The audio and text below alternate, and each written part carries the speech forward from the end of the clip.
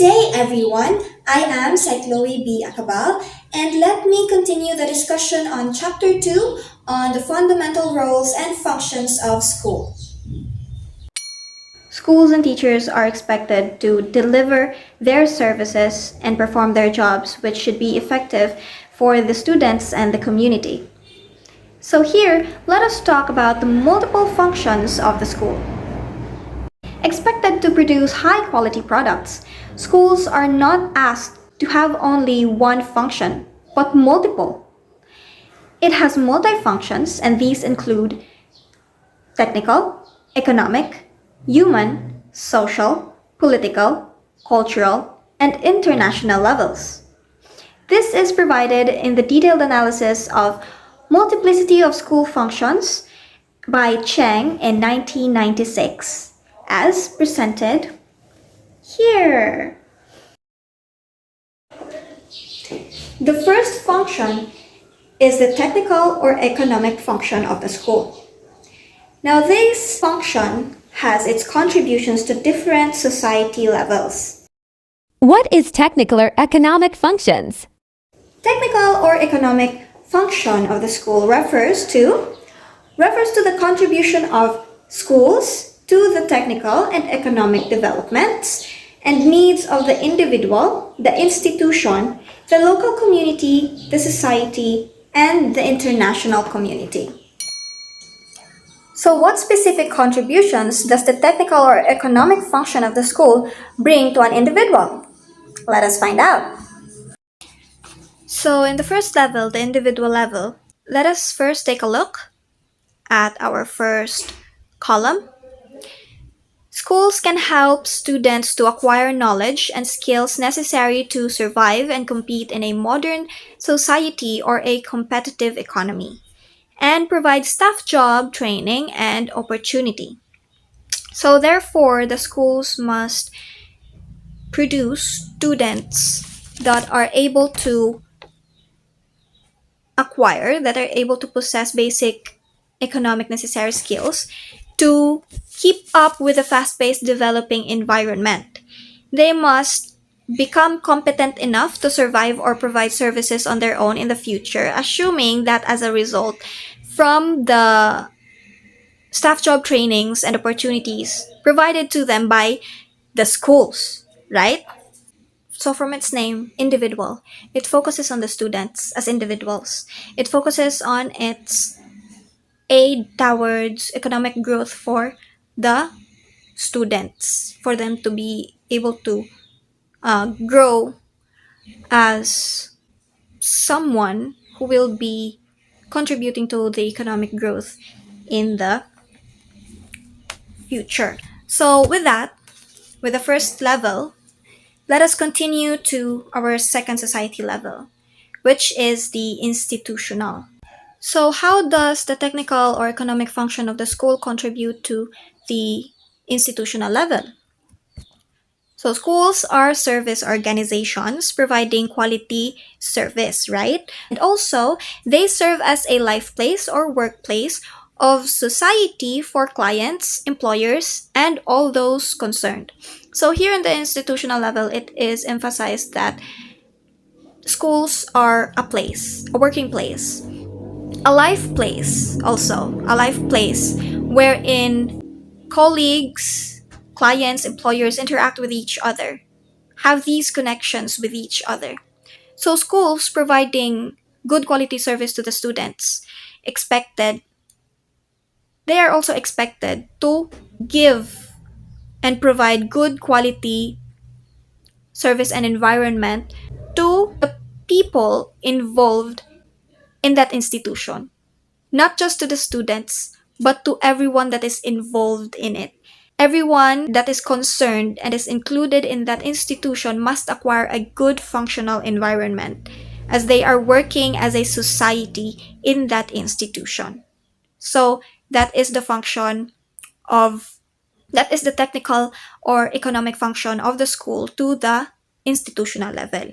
So now what about its third society level, which is the community or society? So the school is expected to serve the economic or instrumental needs of the local community. So the school may participate in the local community's activities to show support, and they also supply quality labor forces. These are the professionals to the economic system and modify or shape economic behaviors of the students. So they will mold these kind of behaviors, specifying on economic behaviors to our future customers or citizens, or the future or our future participants to a workforce, or they are called also the future contributors to economic growth. And lastly, school is to contribute to the development and stability of the manpower structure of the economy. Of course, it's all specifying on the economic contributions because this is the technical or economic functions of the school. So it doesn't end there. We still have our last society level, which is the international level. So, what are the contributions again of the school to this level? Well, school education supplies the high quality forces necessary in international competition. So, we are not limited only in our local areas, in our local community. We are expected, the school is expected to supply the high quality forces in international competitions. So, they are expected to produce products that will bring the pride of our country to international levels. And of course, the school is expected to uh, perform economic cooperation, earth protection, and technology and information exchange. So that is the first function of the school to the society levels. That is the first function, which is, what is our first function? Technical or economic functions. So are you ready to learn about the second function of the school? I hope you are. Well, it is human and social functions. Introducing to you the human or social functions. So, human and social functions, from its name, does it talk about the human developments, social relationships, and interactions between people in the society? Let's find out again. Well, so human and social functions refer to the contribution of schools to human development and social relationships at different levels of the society. So we are correct. It really does talk about the human developments and social relationships of people at different levels in the society. So now, what is the contribution of the school with its human or social functions to an individual? Of course, we will start at our first level, which is the individual level. So, schools help students to develop themselves psychologically, socially, and physically, and help them develop their potential as fully as possible. So, of course, with our first level, we will focus on the students alone as individuals, and I assume from our first years taking up this course, we were taught that it is part of the job description to help the students, to help the children, specifically with us being the children, to help the children fully develop their potential psychologically, physically, physically, and socially, or even emotionally and spiritually, right? So, this is what the school does for the students in with its human or social function. Now, with its contribution to the institutional level, school is a social entity or social system composed of different human relationships. We've mentioned that earlier with the technical or economic functions. So the quality of social climate and relationships in it often determines the quality of work life and learning life for teachers and students. So not only the work life, but also the learning life, right, between the teachers and the students. So we have emphasized that the school, with its contribution to the institutional level, is serving as a is it serving as a place where the people involved in that institution are interacting with each other. So of course, humans as we are, we will interact with each other and form connections and bonds with each other and have these relationships. And these relationships, it is mentioned here that these relationships will affect however this relationship will go, however a specific relationship will go, it will affect the work life, the work style, or the learning life of teachers and students. Just like, for example, your body. When your head aches, it will somehow affect your whole body, and you'll feel exhausted, and you can function well. So that's how it goes also for the for an institution, for a school. So now let us continue on the third society level, which is the community or the society level. So schools serve the social needs or functions of the local community, support social integration of multiple and diverse con- constituencies of society. So let us first look at these two sentences. So schools serve the social needs or functions of the local community. Just like before, what I have mentioned before with the technical or economic functions of the school on its contribution to the community or society, the school may, or the staff uh, involved in the school may participate in the local communities activities, right, to provide its services. So it is also like the example situation that was mentioned to us by our previous professor, Sir Claudio San, that when the community needs your services, you must be ready to provide those services without any hesitation, without a doubt, and without expecting anything in return. You must be free to the community to provide the needs or the functions of the local community. And so, also, one of the contributions of the human or social functions of the school to the community or society is to support social integration of multiple and diverse constituencies of society. So, no biases. We must be inclusive, not just to our classroom, in our classroom setting and with our students, but also to the community outside our classroom, because we must be mindful of everything and everyone around us. Now, the school must also facilitate social mobility within the existing class structure. So I realized with this that the job of the school in the community or society is very huge.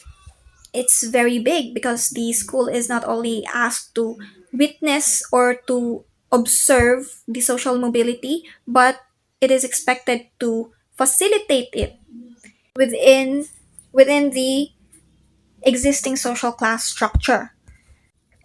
So this includes the upper class, the middle class, the lower class, and the working class. And so I asked, how is the school going to do it? How is the school going to facilitate social mobility, to facilitate the movement in time of an individual? To facilitate the mobility, the school must prioritize education.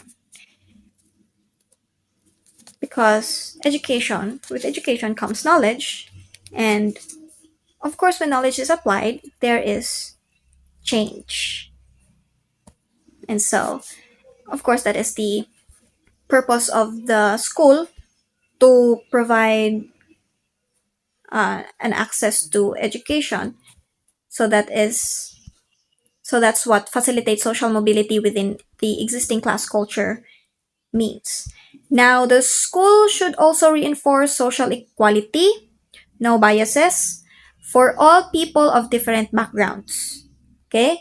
And select and allocate competent people to appropriate roles and positions. So the school must also really get to know the strengths and weaknesses of the people around it, so it will be able to do this job. They will be able to allocate competent people to appropriate roles. And also, the school must contribute to social change and development in the long run. Yes, my dog agrees. So now let us move on to our last level, not last function level, because we're still on the human or social function of the school.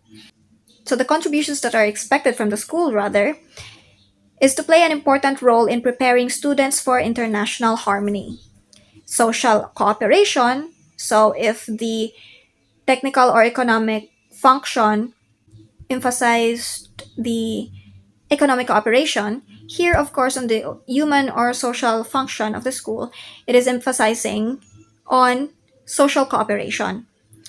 And the school must also prepare students for global human relationship, not local but global, and elimination of national, regional, racial, and gender biases at the international level, such that both the local community and the international community can benefit in the long run.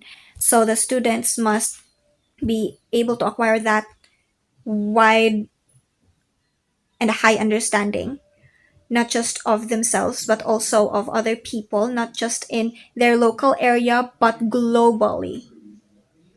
That is what the international level is expecting from the school to produce in the students. We still have three functions of the school.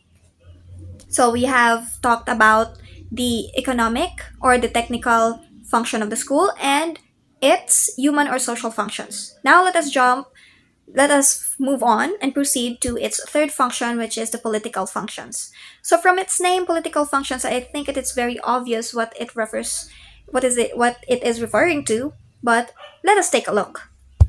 So, political functions refer to the contribution of the school to the political developments, of course, at different levels of society. And what are these different levels of society again? These are our individual level, institutional level, community or society level, and of course, our international level. So, let us jump right into our first level, which is the individual level. Yes. So, schools are expected in this level to help students to develop positive civic attitudes and skills to exercise the rights and responsibilities of citizenship. So, we as students growing up in schools at a very young age, for example, well, first grade, we are taught with our basic responsibilities as an individual, as a citizen.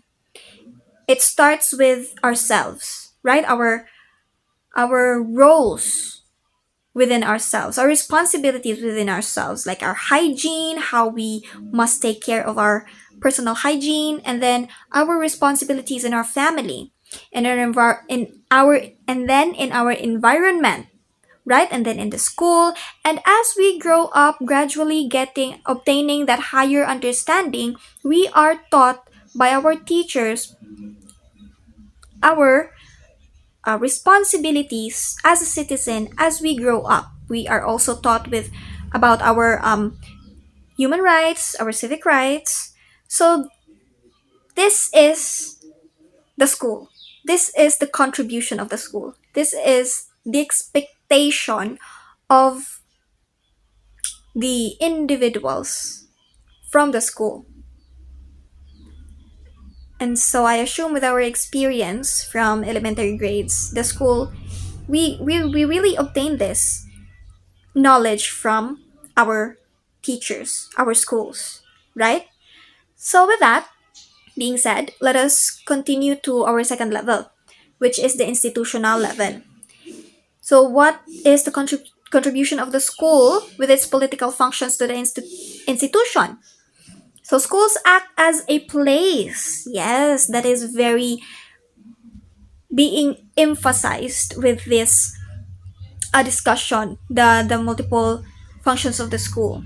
It has been emphasized earlier as well with the human and economic functions that school is a place.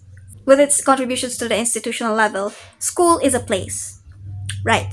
Schools act as a place for systematically socializing students into a set of political norms, values, and beliefs, or for critically discussing and reflecting on the existing political events. So I believe I have mentioned before, earlier rather, that a place is where people interact and make connections with each other, right? So it's the same also here that in institution, a school is where students share their ideas with each other. It is a place, it is an area where ideas are being exchanged, where views and values, not just of themselves but of their environment, it could also include their opinions of the social issues. It is a place where it is where all of those are being exchanged, where all of those are being talked about by the students. So, with that, we all know already that in the institutional level, school is emphasized to be a place for everyone. Let us move on with our third level, which is the community or society level. Now, what is the expected job of the school with its political functions to the community or the society? Schools play an important role to serve the political needs of the local community. Of course, because this is focusing on the school's political functions, it is emphasizing on the political needs. Unlike the economic function, it is also emphasizing on the economic needs, and the human or social function, it is also emphasizing on human development, human developmental needs, social needs, right? So just like during elections, we will always see teachers providing their services during elections, right? So that is an example of the important role the school plays serving the political needs of the local community. And now, school also is to legitimize the existing government, maintain the stability of political structure. So the school always and will always work with the government and under the government, promote awareness and movement of democracy, and facilitate the planned political developments and changes. So the school will always work hand in hand with the government's plans for the improvement and development of our education.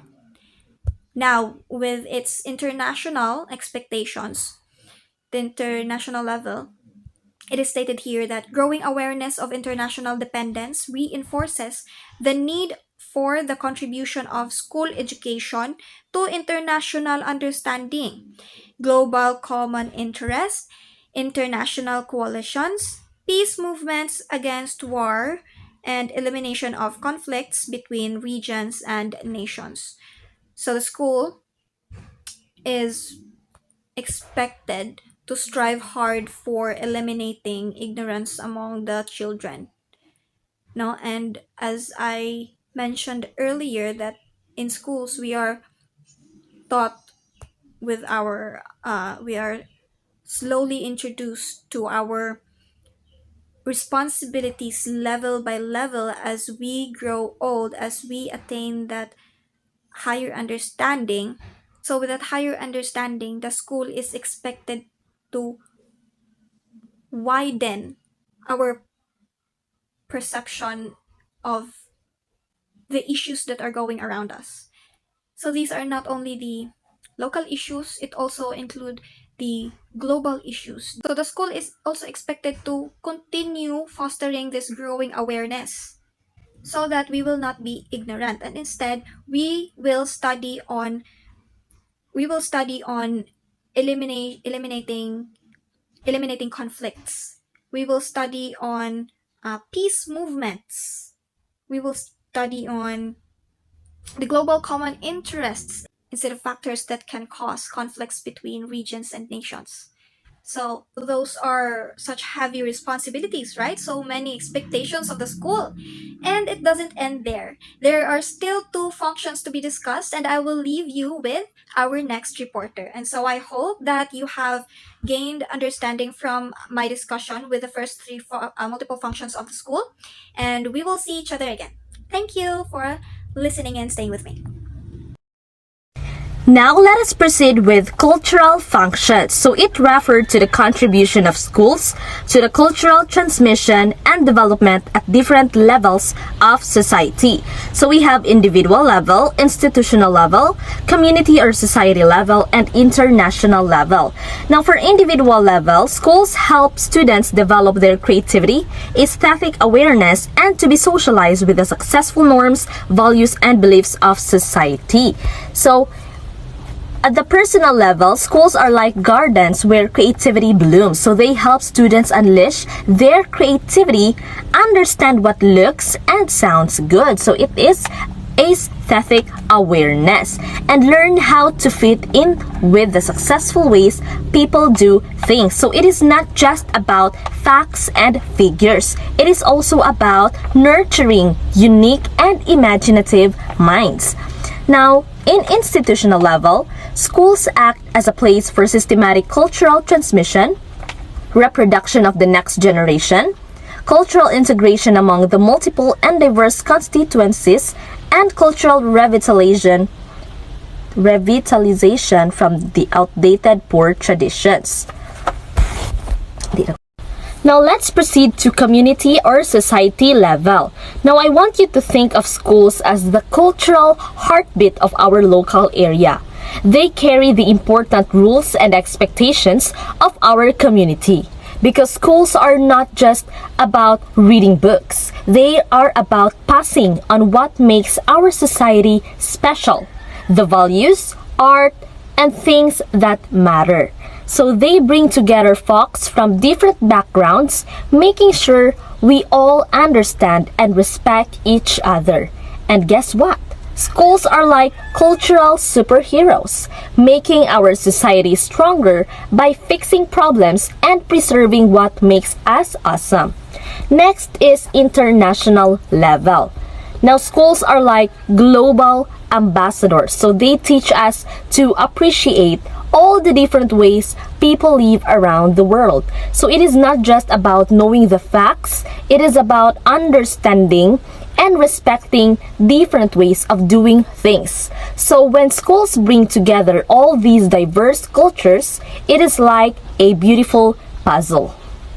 It becomes our global culture, a mix of traditions, values, and beliefs from every corner of the world, making us richer and more connected. Now let's proceed to education functions. So it refers to the contribution of schools to the development and maintenance of education at the different levels of society. So under individual level, schools are not just places where you memorize facts.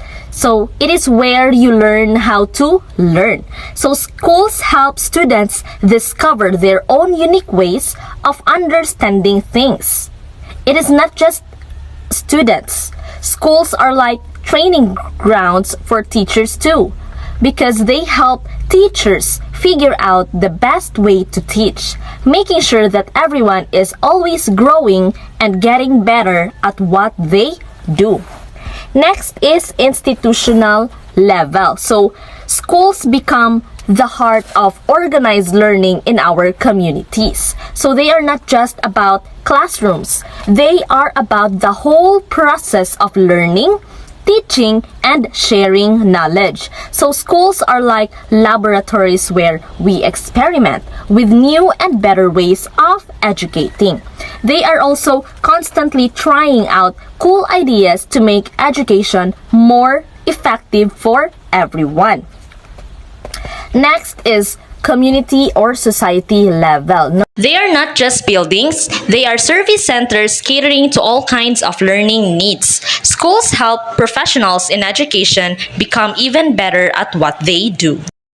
Lastly is international level. So they contribute to education worldwide. So imagine schools as bridges connecting different parts of the world through shared knowledge. So they play a part in making education better for everyone, no matter where they are. So schools don't just teach, they are the engines driving the global education. David Gosselin, 1965, of the American Institute of Research, discussed the major functions of schools in modern society. One primary function is the transmission of culture, where schools play a crucial role in passing on a common cultural heritage to the next generation. So this involves not only teaching skills but also the unconscious assimilation of beliefs and values from significant others.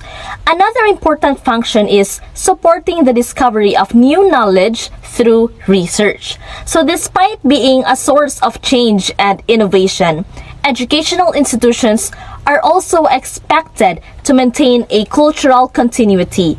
So schools allocate individuals to positions in society by evaluating their performance, providing skills for various roles, and transferring the prestige of the school to the individual. In addition to these primary functions, schools serve secondary roles such as providing relief for parents, influencing mate selection through the courtship process, maintaining cultural identity, and facilitating social reform.